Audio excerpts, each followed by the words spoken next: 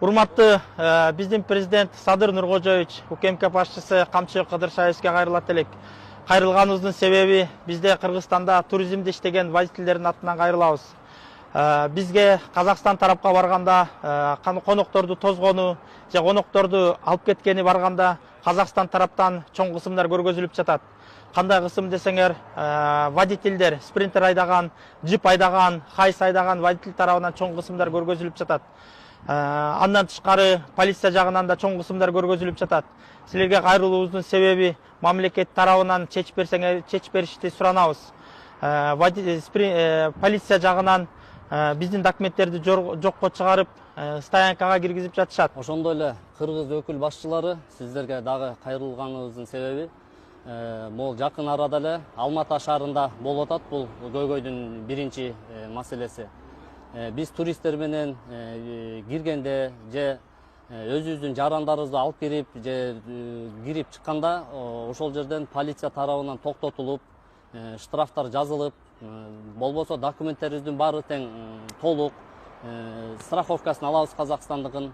Ошол документтердин баарын толук болгон күнү дагы бир жөнөкөй бир жоопко тартышып, штраф стоянкаларга киргизип атат биздин жарандарыбызды, водительдерибизди. Жолдо алып келип, эчтеке түшүндүрбөй эле машинаны киргиздирип, мени, гидти, туристтерибизди түшүрүп койду. Урматтуу казак эли, бизге өткөндө интернет тармакка видео киргизиптиздер, кыргыздарга жала жаап. Кыргызстанга барып жатыр, Бишкекке. Казыр бармайтын болду, уже бармайбыз дейт. Кордойго границага апарып тастайбыз, ары карай өздөрү алып кетсин дейт. Неге? Кыргызстандын ГАИ жол бермейт экен биздин балдарга. Жүргүзбөйт. Токтото берет, иттерин чыгарган. Ол бир, экинчиден кеше алдыңгы бир-эки күн бурун Кыргызстандын спринтер айдайтын водительдери биздин жүргүзүүчүлөр токтотуп, кадимгидей жолда клин коюп токтотуп, коркутуп жүрмөңдөр деген. Ол жакта полиция даже олардың сөзін сөйлейді. Бізге маңға қазақ жүрмейсің сен дейді, болды. Гаишник бетке айтқан, балалардың бетіне айтқан. Сондықтан мына бізге қазір Алматының ғана департамент істеп жатыр. Мына Жамбыл облысы, Қордай, Жетісу облысы, Алматы облысының полициялары соны тексеріске алса, қолға алып жұмыс істесе, біз сұрайтынымыз биліктен, Қасым-Жомарт Тоқаев Кемеловичтен сұрайтынымыз сол. Өзіңіз поручение беріңіз. Мына біз жұмыссыз қалдық. Былтыр бұндай уақытта біз жұмыс қайнап атады. Еще жұмыссыз қалдық. Білмеймін, кредит деген баста үйіліп жатыр. Соны мына жоғары жақтағы билік сіздер қолға алсаңыздар. Министр, МВД, сіз поручение беріңіз. Жамбыл облысына, Жетісу облысына, Алматы облысына. Қазақстанның 3 тур компаниясы біз қырғыздармен жұмыс істейміз, қазақтармен жұмыс істемейміз деп жатыр. Ол бізге қазақтың халқына қарсы шығып жатқан адамдар. Біздің мемлекетке қарсы шығып жатыр олар. Біз қырғыздармен істейміз. Біз не істейді екенбіз мына жерде біз? Қырғыздар мен налог төлемейді. Семьямызбен жүрміз дейді, біздің аэропортта иностранецтер күтіп алып, олар шайқаңдап жүр. Біз мына аэропортта күнде көріп жатырмыз олар балаларды. Аэропорттан қырғыздар күтіп алып. Тура меселек информация болып қалды бізге. Bizde андай кысым сиздерге көрсөтүлгөн жок. Bizde андай жок. Бизге кенен кесир кирип, балдар биздин эле силердин эле коллегаңар чогуу эле иштешип атабыз. Андай кысым болгон жок. Таксилер деле кирип атат, минивендер да кирип атат, бустар да кирип атат.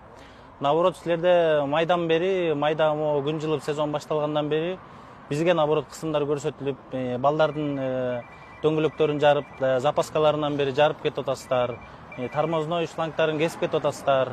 Biz алардын баарын чыгара электе сиздер ушул нерсени чыгарып коюпсуздар.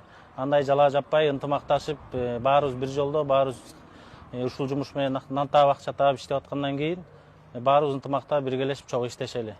Ассаламу алейкум, урматтуу казак бир туугандар.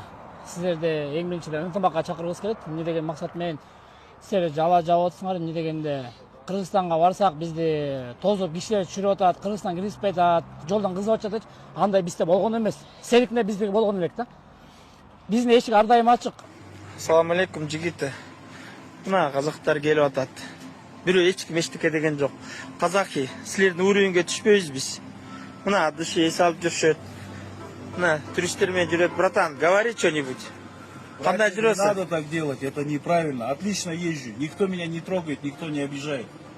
Так что, Наоборот, обижать эткенин ордуна биз кофе алып берип сүйлөп атабыз, братан. Силердин үрүнгө түшпөйбүз, антип мындай бир тууганбыз деп коюп андай кылганыңар туура эмес, братаны, казаки. Ассаламу алейкум, қазақ бір туғандар. Мына біз бір туған елбіз, екі ел. Сіздер келерге біздің Қырғызстанға ешқандай бізден қысым болған жоқ. Гаилерділер сіздерге тиішпейді. Біздің өкімет, біздің қырғыз елі кеңпейіл адамдарбыз.